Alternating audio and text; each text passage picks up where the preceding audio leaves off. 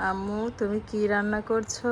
আমি টমেটো ভর্তা ভাত রান্না করছি।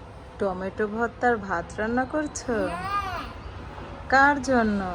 তোমার জন্য। আমার জন্য করছো? হ্যাঁ, তাহলে আমাকে একটু খেতে দাও।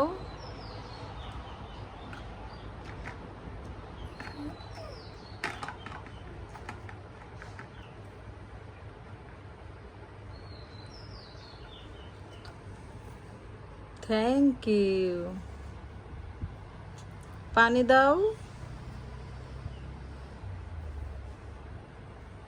গুড।